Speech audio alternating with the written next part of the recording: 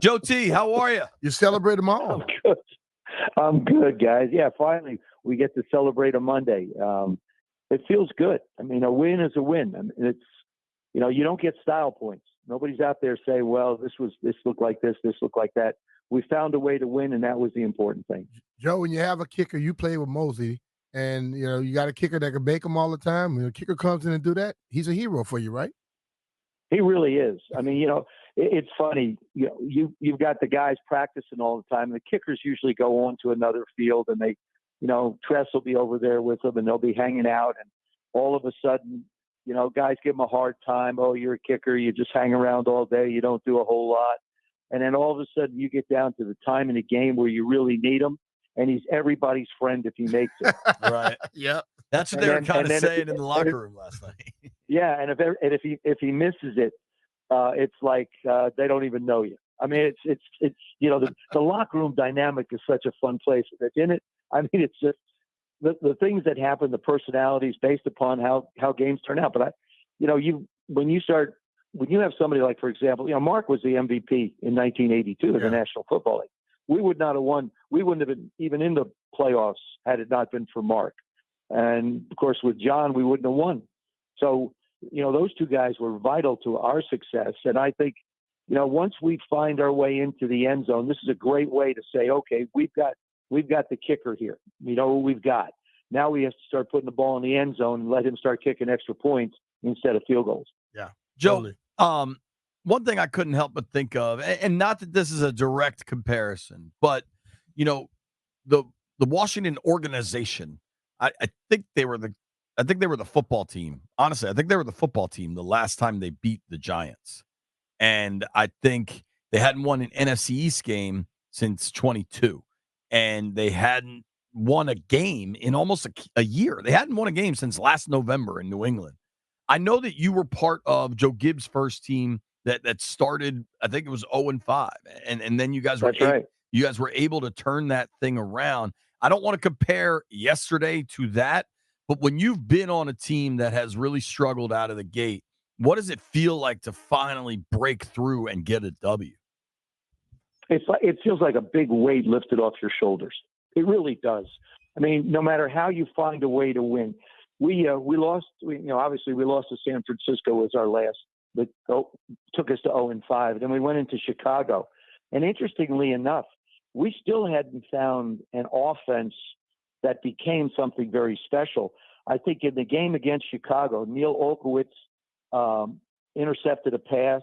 Dave Butts jumped on a fumble. And we wound up winning that game, by not a large margin at all.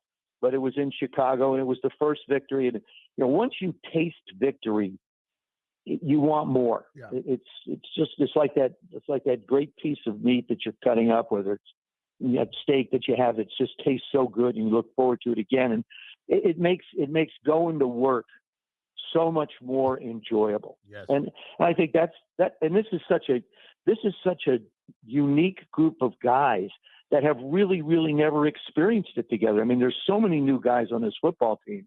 This is their first experience as a team to get that feeling. And I'm sure Dan is saying to him as he stands in the meetings, how does this feel? Mm-hmm. Remember this feeling. This is the feeling that we want a lot more of. Well, and it's it gets you going. You mentioned they went 7-2 down the stretch that year too. Yeah. After the 0-5 start. Actually, we were 8-3. 8-3 down the stretch. But you remember? You said how Neil jumped caused a fumble or whatever. Yesterday, we're not talking about this. Benjamin St. Juice causes a fumble. That's the only turnover in the game. We didn't have any turnovers. They did. Yeah. And the game that close, that happens. Makes you win. It could be that one play, Mitch. You're absolutely right. It's that one opportunity, and you never know when your number is gonna be the one to make it happen. I mean, how about the pass interference call in the Kansas City game? Yeah, exactly. I mean, guy going up to try and knock a ball away, going to try and make a play, goes through the receiver. Now you wind up with an opportunity to kick it. It is one play, and people will say, well, in the beginning of the season, it's only one game. Every game has a significant value to it, whether it's the first game or the 17th game. Yep. It doesn't matter in this business.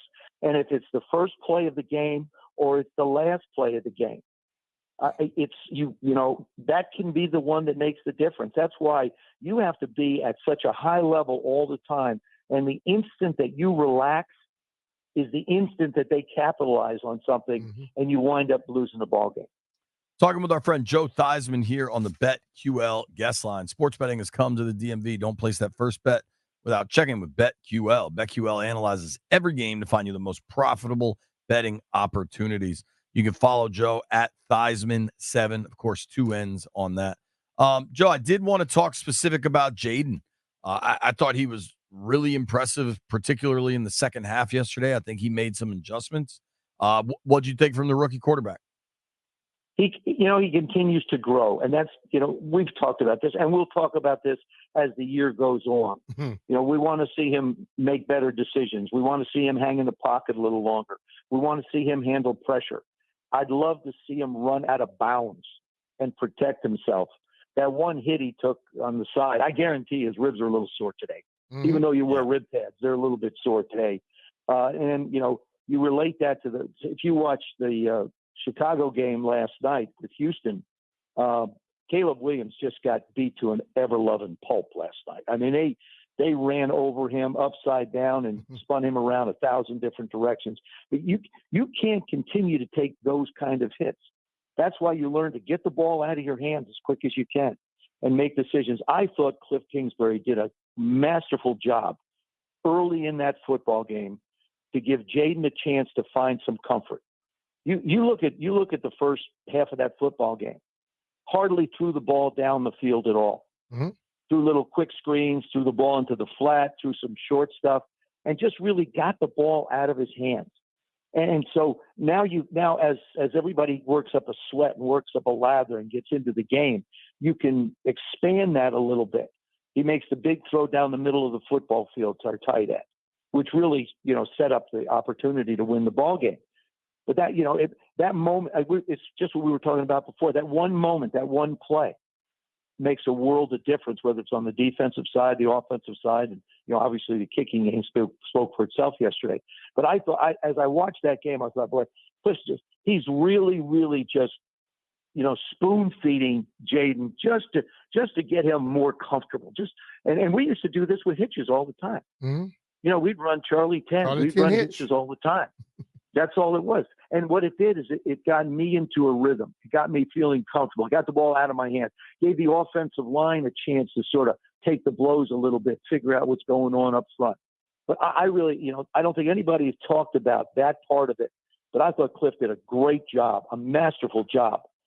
I think him a chance to get more and more comfortable. When you look at it, though, Joe, it's I think we understand it needs to be a little patience with him. But everybody just look at fantasy stats and wanted to be 300 yards passing every game. That takes time to be able to go out there and deliver that. It does, and it takes the offense. This is a group of guys that haven't played a lot together.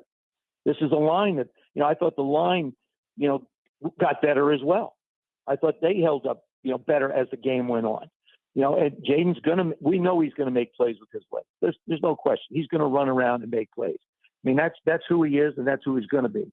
And to ask him not to do that, you'd be taking away the part of his game that I think is very difficult to defend. But it does take time. And, hey, it's a W for him. It's his first W. It's Dan's first W. And that's something that you want to appreciate, not necessarily say, well, the statistics weren't this, the statistics weren't that. I'd like to see his passing yards go up and his rushing yard numbers go down.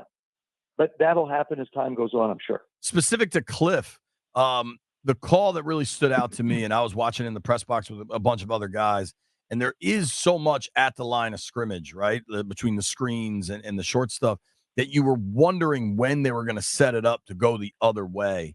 And I thought the play call where they did it, about midway through the fourth quarter, they hit Eckler on the screen on the backside, and he ran for about 30.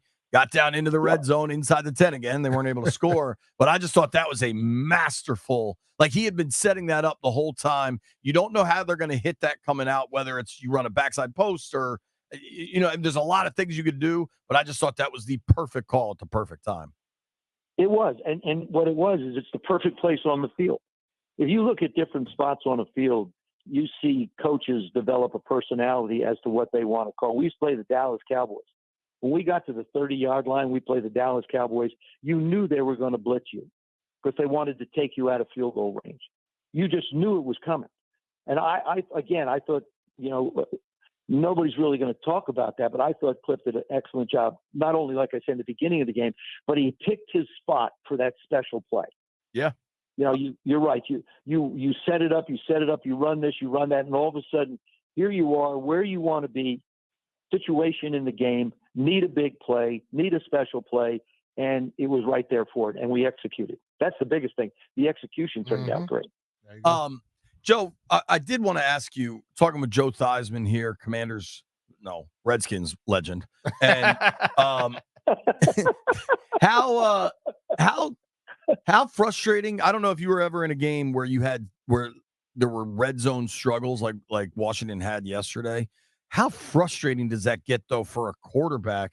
I mean, Jayden's numbers are pretty good. I mean, kid's completing 75% of his passes, but the inability to score yesterday in the red zone and the previous week, just in the pass game at all, does that weigh on you at all? Yeah, it does. You want to get in the end zone, but it starts by discipline up front. I don't know what they're going to say to the offense as a whole, and say, look, we cannot get to the 5-yard line. Mm-hmm. Have first and goal, and then all of a sudden turn around, have first and goal from the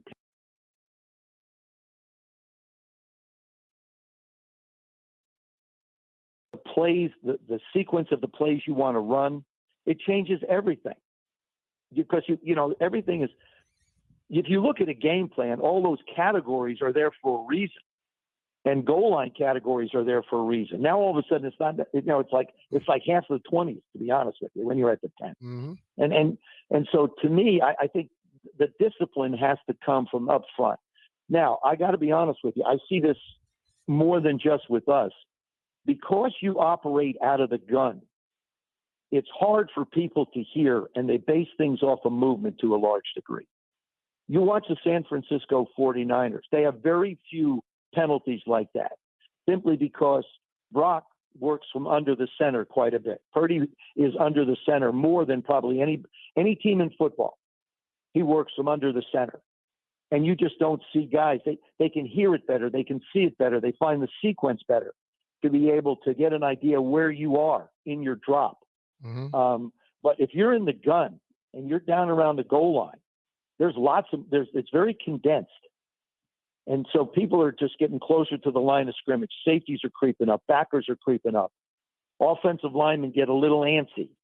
They get, they want to be certain of what they're hearing. Mm-hmm. And like I say, in the gun, it's a little bit harder, I think, for the guys to hear what they want to do. That's a good point. But, you look at the game yesterday, though, and their issues were self-inflicted. The false starts, the holding on the kickoff return. Dude, to start the game. The special team star they called up had 2 personal fouls on kickoffs in the first quarter. Yeah, the thing about it, I don't like the referee called that way behind Eckler. I mean, it kills me. Well, the thing. Well, here's the thing. I understand the referee called it, but it's Eckler's already gone. What are you holding on for? Yes. That to me, it's. My question is, what are you doing when you see he's gone? As soon as he passes you, he's gone. This is what drives me crazy on swing passes and screens. I see offensive linemen and receivers, anybody who's out in front of a screen, they turn around and look back. Like, nobody's going to catch this guy from the back, knock somebody in front of him out of the way so he can keep running. But you see this all the time. You see the screen, and all of a sudden they get going a little bit, and somebody turns around and they're looking behind them.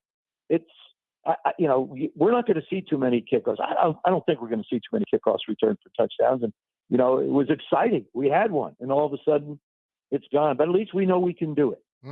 That's another thing. You put something on film right now where the guys can study and say, if we do this minus the holding, we got a chance for big plays. Definitely. Joe, last one for me. How much would you like to play with a guy like Austin Eckler? I did. I was blessed. I had Joe Washington.